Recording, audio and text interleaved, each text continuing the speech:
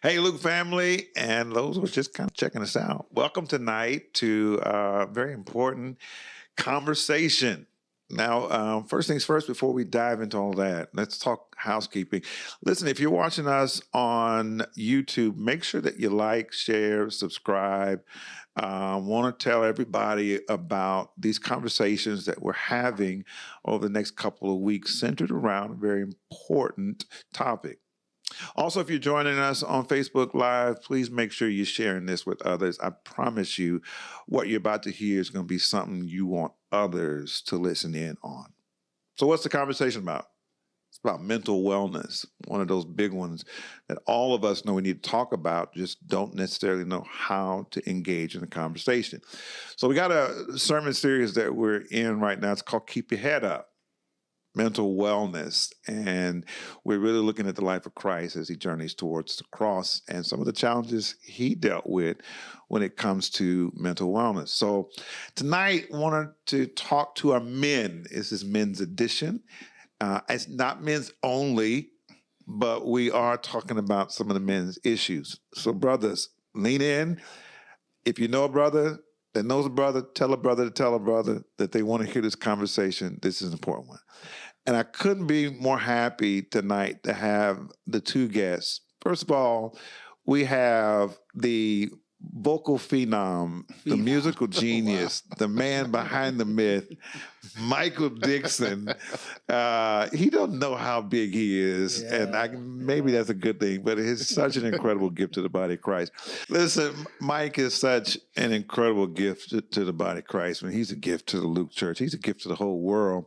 And Mike, man, has an amazing perspective on this, so couldn't wait to get him involved in this. And then our very own Dr. Brandon Williams, not only is he a pastor of student ministries, but he's also a licensed therapist and one of the best, I might add, when it comes to talking issues about our mental wellness. So tonight, Mike. Yeah. So Mike, man, a few years ago, you wrote an album centered around this very topic. Tell us about that. So about 2 or 3 years ago, I started doing therapy consistently. And one of the exercises that my therapist had me do was journal. And so I'm journaling. Believe it or not, I'm a songwriter, but I rarely write physically. So it was a challenge for me. So I never knew that. Yeah, it doesn't make sense, but I've never been this type of songwriter to physically write. Okay. So that was a challenge for me. But going back and reading these journal entries, I realized I was writing songs, unconsciously writing songs. And so I hit up my producer and I was like, let's compile this and make it something. And then going through all of the entries and turning them into songs, I realized there was a common thread.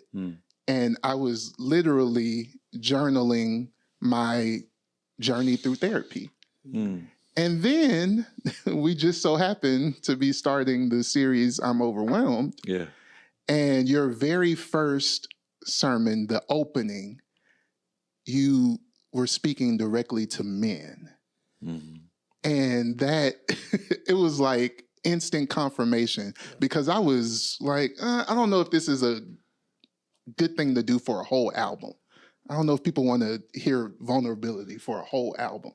And so I was on the fence about it. And then being a gospel artist, you know, you need songs that churches can sing on Sunday morning, but I didn't have that. So I was on the fence. But that Sunday was instant confirmation. God was like, this is what you need to focus on. And that's why I put your intro on the very first track of the album. Man, thanks for putting the brother on with that. I appreciate that. I ain't never been on an album. I'd call my mama. I said, Mama, for real. I'm on an album. She said, boy, quit lying. Anyway, so name of the album. Name of the album is How Are You Healing? How Are You Healing? Go download it right now. Yeah. Right now. Go grab that. Yeah. But it was a journey, huh? Going through all of that. So like now, and I guess my question is, when you sing the songs, is it like unpacking the suitcase again every time you sing one of the songs? That's a great question. There's some songs that are a lot thicker than others in that regard, that are a little more difficult to relive, because knowing the space that those songs were created from, it was kind of release and don't take it back. So going back to those songs, it kind of dredges up those emotions and those memories. So yeah, it can be a little difficult at times. When they come up for you, you know, how do you deal with your emotions? And I'm sure when you wrote it then compared to now is a lot different. As we talked about, let's get this out of the way early on. Therapy is a necessity. I'm a major advocate of it. I think it's critical, but I think that was also a big part of your story. Yeah, that therapy has been a lifeline for me. And when I'm dealing with those emotions, I've learned that you have to have healthy outlets. I have an outlet to express myself, and I have an outlet to escape. My outlet to express myself is, of course, therapy, talking to my therapist and creating music. And then my outlet to escape, I go to the movies. I have to go to the actual theater and watch a movie. I go by myself. During the pandemic, it was difficult because I couldn't go physically to the movie theater. But that's my escape from everything. Few hours and just... I thought you were going to say comedy, because you really are a comedic genius. Just in case nobody knows that, hey, I think I found that out during the COVID. Bro, you for real hilarious. Oh man. Yeah.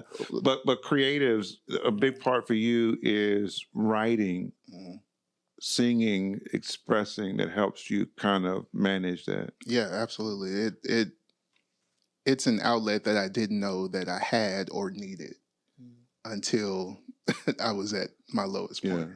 Well, I know a lot of men, we struggle with, man, sometimes how to hold our emotions. What is like something we can do?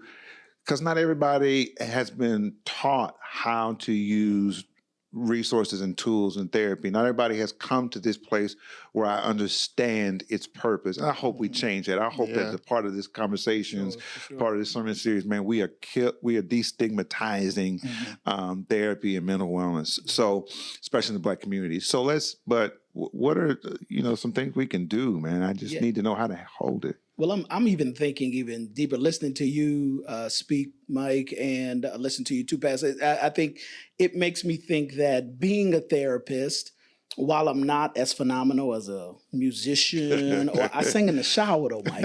I be getting it, bro. But don't sell yourself short, bro. Yeah, all right. No, nobody know you. Exactly. But it makes me think that how I even approach counseling and therapy as an art form. Right? Wow. And one of the things, as you talk about these outlets that you have, one of the things we always have to be conscientious, even as therapists, kind of putting myself at that place where, one, I have had a therapist as well, but this place of vulnerability and the ability to check in with those things that I've gone through as well, making sure they don't come out on my canvas too. That's good. Right. And so, for every therapist, right, we have gone through things too, right? This journey. And you'll find out very fast, right? If a therapist hasn't done a good job with checking their own stuff, it'll come out on their canvases, right? It'll come out with me projecting my feelings onto a client or things like that, right? And so these become things that I think, just like you did as an artist, everybody has their canvas. Yeah.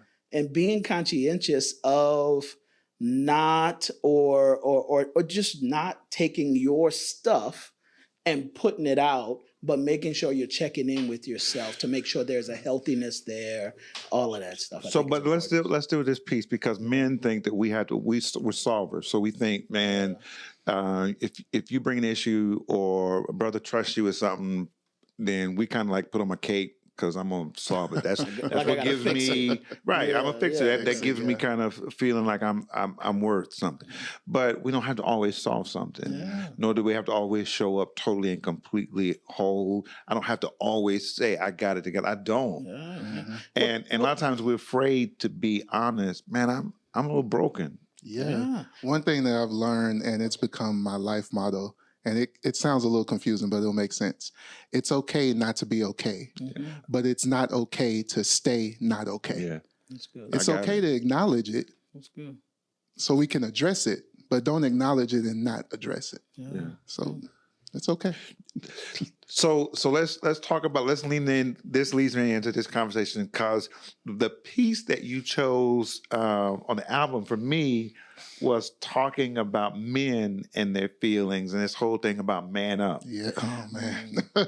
Yeah. So what, when you chose that piece, I chose it because it went with discern. You chose it because it meant something to you Yeah. and the messaging in this. So when you hear that, hey, man up, what does that mean? Good and bad? Well, I shouldn't say good, because sometimes that's the whole conversation, is that it's that toxic Yeah. masculinity. Yeah. And through just that opening piece of your sermon, it changed my whole perspective on that phrase, because we've all heard it all of our lives, man up. And I didn't realize that those two words stunted our emotions completely. Don't feel emotion, man up. But I'm emotional. We're emotional creatures. Yeah. We have to have some way to express our emotions, or like a volcano, at one point it's going to explode. And we don't know what that explosion is going to be. It could be aggression. It could be severe depression. It could be addiction, because we are not addressing simple emotions. Well, Mike, even for just the blend, I teach so many guys how much that depression can look like aggression and anger, right? Yeah. And we think that, I've got to be sad and crying, but oftentimes for men, you've got to double click on the anger and aggression that we're showing. But because we've normalized that, it's almost like that's more acceptable in the world for you to be angry, not realizing that's a big symptom of depression, right? And anxiety. And depression can look functional. Yeah. You can be going through life doing your daily stuff and be depressed and not realize you're a functional depressive. Absolutely. Showing up to work too much. Oh yeah, that was me. Yeah. One of the things I think I remember that I said in that was that, then what do I do with my feelings? Because I'm emotional. So what do I do with my feelings? If you tell me to man up, I tell my son, man up. And I was like, no, you can't pass that down. I heard that. But man, we got to deal with this better.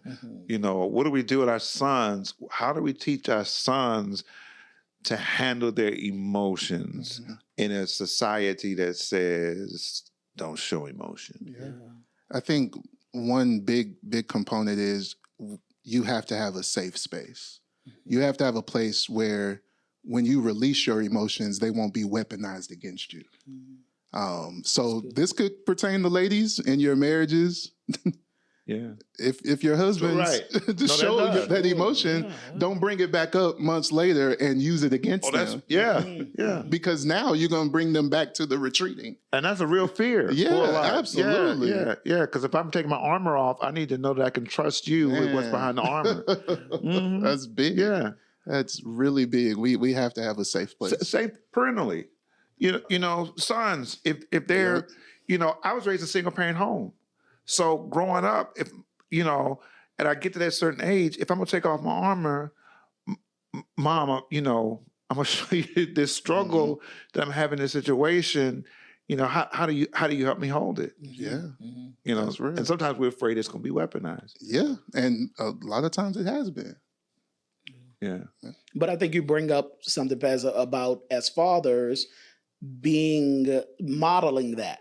Right? Modeling that safe space. But I think that comes more than just saying, hey, son, it's a safe space. Tell me your feelings. But we got to be that safe space. Yeah. And the hardest part, I think, for us as men is that comes with being a safe space for ourselves. Yeah. Right? That's the hardest part, right? But we have to be honest. Yeah. Yeah, because this whole macho thing is, sometimes when I say man up, that I was taught, that I grew up hearing from the older guys, man up, youngster, man, really was a an act of protection, Mhm. so that that meant I don't have to really tell you what I'm really struggling with, what I'm really dealing with. I can just slap man up and move on, Yes. and because I'm afraid to deal with. And that was one of the concepts behind the title of my album. I wanted people to have a new way of asking people how they're doing. Because you can ask somebody, I can ask you, hey, how you doing? And you can easily be defensive with that. You can easily block that away. Like, I'm just good. But how are you healing? That's a very specific question that you can't just get away from. And I think it's a better way to check in with the people that you love. How are you healing? Are you? What are you doing? So, is there something we need to be doing for our friends, our brothers who are, when you've gone through challenges mentally, and I believe all of us have, and you're willing to, as a man, admit that, then you kind of know what this struggle looks like. Yeah. You know what it feels like. For sure. And you can sometimes see your brother, friend, see him struggling. How you healing? I'm good. No, you're not. Yeah. Seen this movie 1,000 times. Yeah. So now how do I help you hold that? How do I help walk with you? So, there's a brother saying, man, how do I help my guy, my other brother walk with this? What do they need from me? A lot of times, like going back to what we were talking about, where we put on that superhero cape, a lot of times people don't need us to fix. They just need us to listen. Yeah. A lot of times people don't even have an ear to listen. And just being that ear for your brother, your friend, sometimes can be enough. I love that because the reality is that's a challenge because a lot of us haven't been taught to be good listeners. That's real. So listening sometimes it sounds easy, not if you haven't been really taught. For sure. Not if everything focused around you and you really didn't learn that gift. Yeah. Yeah. One of the hardest skills I sometimes can teach is the art of giving reassurance and information rather than advice. Yeah. Right. And so, like, the advice is that fixing piece, right? But being able to reassure another brother, to say, hey, and normalize what you're experiencing. And hey, you're not by yourself, right? And being able to say, hey, yeah, you're not by yourself, and we can get through this, right? There's a level of hope that's there. But I'm right here to walk through it with you. Not drag you through it, not judge you through it, not do all those things, because we've all been there, It made me think, I got one of my best childhood friends, talk about people having different gifts and skills. One of my childhood friends, and I'm not even gonna call his name, but everybody, knows who was my closest friend growing up as a kid. He has that gift, man. He had that gift of knowing how to be there with me. And when I was struggling, with something, he knew how to listen. He knew how to pull it out of me and me feel safe around him. To say it. Even to this day, that's like one of his. We hadn't even we may not talk for 2-3 years, and we see each other, and he still got the gift. And I think that is something I think we need to dialogue more about as men. Talk about, hey man, just lean in with me for a little bit. Let me share this struggle that you probably didn't know about. Yeah, for sure. For sure. I hear authenticity in that as well, right? Past that the people who are going to show up for you and not expect anything of you too, which can be hard of us as men, right? One of the greatest phrases that I think that when we talk about being husbands is really recognizing the level of anticipation and expectation that the world has from us, right? And so if I'm going to talk, if I'm going to open up to someone, I almost kind of have to know that you're not wanting something from me, and it's okay to just be my broken self in this season, Man, that is such a major. I'm sorry, that is like so major. Men don't talk about this. That we need that friend that can be there for us like that. I mean, my boy did it. He did it for me not too long ago, maybe a year ago. But he came to the house, came down to see me. And he did it again. He just sat there and said, man, what's going on? And he looked dead at me. Yeah. Like, don't lie. Yeah. Don't lie. Yeah. Tell me what's going on. Yeah. And he didn't look at the TV. He doesn't move his eyes. He stood right there. And then when I started leaning in, he pulled. Yeah. So what you feeling, man? Yeah. And I mean, bro, it's like I need my boy to be there, and every man needs a man like that, you know. Man, just listen, bro. Let me. That's a blessing to have. It's real. Yeah, That's real. And I think it has to be something I'd love for you guys to double click at. How oftentimes, because like you, Pastor, I grew up in a single parent home, how that oftentimes is only the women in our lives that do that for us. yeah. And so men oftentimes find ourselves, I almost feel in competition with you as another man rather than feeling like you're a safe space. So before I can even let down my own guard to say, hey, I'm going to go to Mike and talk about this, I'm first thinking, now what's Mike going to think about me? What's going to be those things that make me more in competition? And we tend to go to our moms, or we go to not that our ladies can't be there for it's great, but it is different when you get that energy from another male in your life that's gonna hold you accountable, but with love, man. Yeah, It's a different vibe. And don't want nothing from you. And don't want nothing from you. Yeah, don't want nothing from you. Just like, man, listen, I just want to talk to you, and you know that they're not grabbing it and gonna chronicle it, and then when they leave, where's it gonna go? Like Mike said, weaponize it. Yeah, right? They're not gonna weaponize. Yeah, when I tell my guy this, my boy that I grew up with, when I tell him, I know that stays right there with us, and that's it. So Mike, same thing. B, when we talk about our role, you're a major music artist, and the truth is that in our positions, sometimes you can have very superficial relationships because you just don't know who wants what, or if you're looking for an opportunity to kind of play off of me, you want to use me for a certain thing, and then you're going to discard me. So our relationships can be superficial.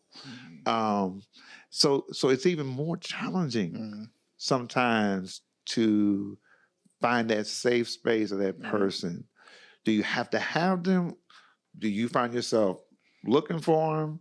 I think in different seasons, you know what I'm saying? Absolutely different seasons. And to add one more to that, being like a big part of my music ministry is vulnerability.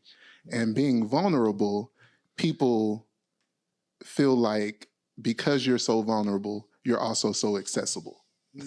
And so that makes it even more difficult to find safe spaces in people because so many people coming at you. Yeah. So let's dive into this. Okay, real quick. I want to lean into this because this is good.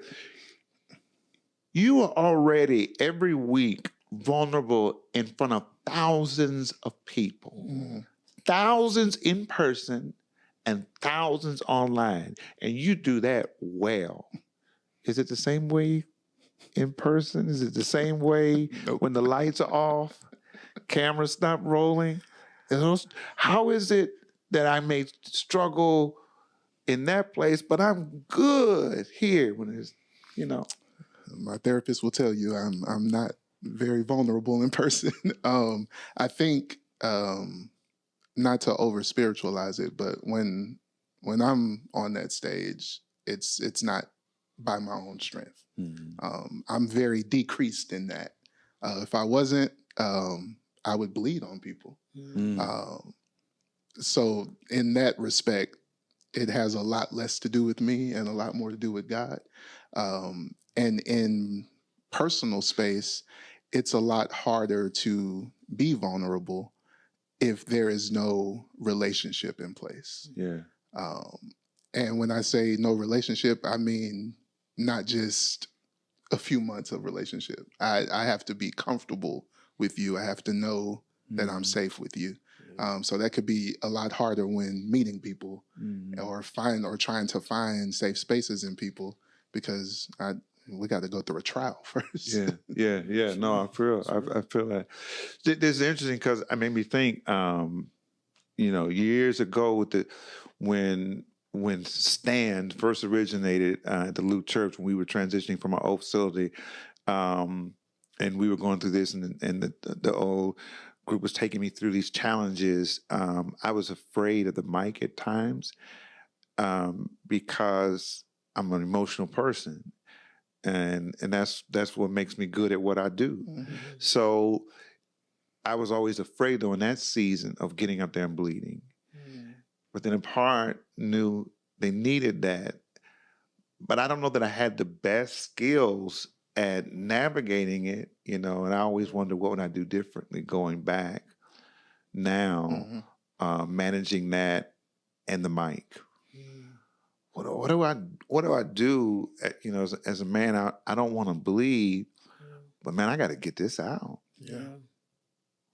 That's B?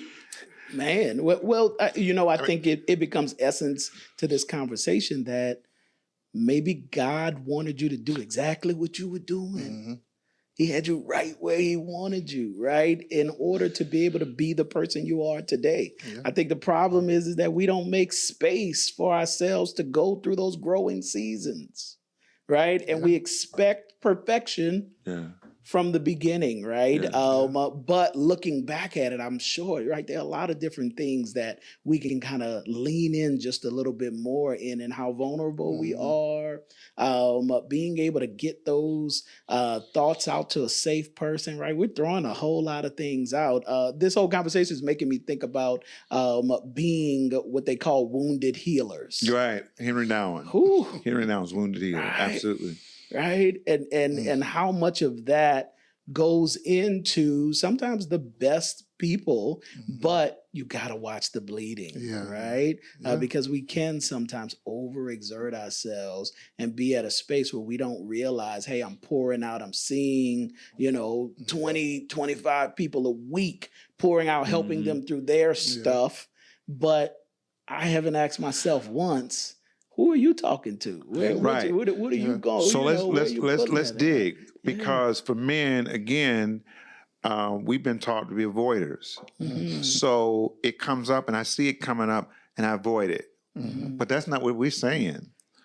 And just what you said, you got to go through this thing because there's something pivotal to the trajectory of your life that God needs for you to deal with this. So you're cheating everybody connected to you if you avoid this. And Pat, he's going to send you back through it. Around the mountain again. If you don't learn those lessons of, hey, lean into being vulnerable. Lean in. Or the issue, because the issue, whatever it is you're struggling with, is and it's bigger than you. So, we're in this season of, we're talking about this in this season of Christ going to the cross, the resurrection and everything. But he faces this. He faces Gethsemane. He faces the betrayal of Peter. He deals with the agony of the cross. All of this is a necessity to fulfill his purpose. Oh, that's good. That's good. Man, Mike, if you don't deal with your stuff, we all miss the genius of Mike Dixon on that mic. That's real. And a lot of people are getting whole because you're willing to face your stuff or finding healing. Can I throw one back at you? Throw it. I don't know if you noticed the difference in the overall worship at the Luke, male and female. Post, I'm overwhelmed, and pre, I'm overwhelmed. Completely different church. Because of that series, I think you changed the trajectory of lives of so many men in that church. So because you were vulnerable. Yeah. So true. Yeah. It helped them be vulnerable. And it's made my job easy. I hear people say that, Past, when you open it up, it really does, and Mike, I was talking to somebody recently about that, about the whole thing of, I didn't even mean to do it. I did overwhelm, but I didn't mean to necessarily, when overwhelmed happened, after I opened up about my challenges, and we were going through this big church struggle early on in my pastorate, and people didn't even know that I was dealing with major depression behind the scenes. They had no clue. And so even still, there's always that tinge of, do I say it? Yeah, man. Yeah, it was for real. But it made me who I am today. And God made me share it. and it changed. We are grateful. Changed my life. That album is really because of that sermon That series. day when I shared it, people were at the altar, and I had no idea. Like, whoa, I didn't see that coming. Yeah. And it was a lot of men. Yeah, men. Because they're like, bruh, if you can admit it, we can admit it. We Yeah. can. Yeah. Because I'm free. It was a whole lot of me too. Yeah, There's a whole lot of us out there, men that are saying, yeah, man, me too. I just don't know necessarily how to hold that thing or how to put it because I haven't been taught. Yeah. I hadn't been taught, and I'm learning on the go. That's true. And so that's why I got a therapist. I believe in it. Yeah. Yeah. Chad, I think, had a shirt that said Jesus and therapy. They go both, hand in right? hand. They go hand in hand, right? Yeah. They don't have to be exclusive No. at all. Yeah. So close out. When you think of your faith and how it has held you and helped you, what is the one thing you want to say about the importance of your faith when you're facing challenges with your mental health? Go here first. I think I have to come back to identifying as a wounded healer. Mm-hmm. My faith allows me the space to trust that my wounds don't discount me from being good enough for God. I'm still dealing with them. Yeah, yeah. I still got them. Yeah. They haven't gone anywhere, right? Like I'm still a broken man, right? I may be a therapist, I may be this, whatever you label you want to put on it, but I still got the wounds. But my faith reminds me that every week, God, He's okay with them. And He actually needs me. And here's the next thing. He uses my wounds for His glory. Mm-hmm.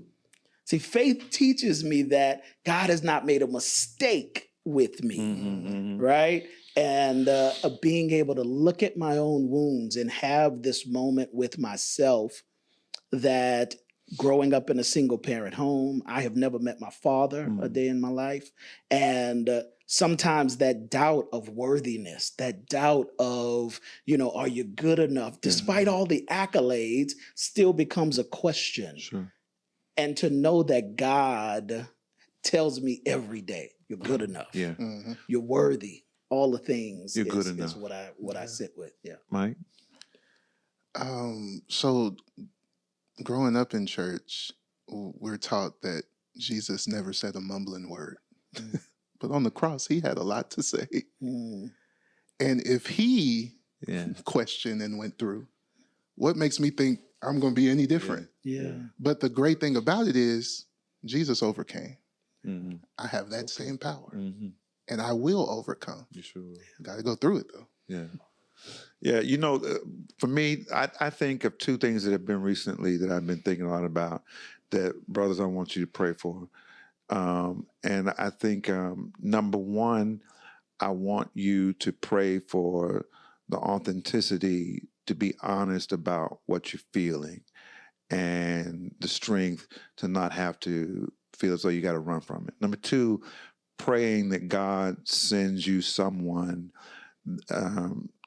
the Jonathan to your David, that you can be honest with, like my childhood friend, that God will send you that person, man. They ain't got to solve it. You ain't got to solve it. Just someone who say, hey, man, you're not alone. I'm here. I got you back. We ain't got to have an answer today. Let's just walk. Yeah. Come on, I got you. I got you. If you need to rest, let me know. We'll rest, And thank God for the strength that He gives us. Man, I appreciate all of y'all. This is just the beginning. I hope we continue conversations. I hope that you'll continue the conversation. Hope you'll share it with others. And I hope that we can, hope we spark something tonight for men to keep talking about mental wellness and being honest about it. It really will mean a whole lot to not just our families, but to everybody connected to us, to the next generation that God has entrusted us to be an encouragement to. Again, thanks y'all. Appreciate it.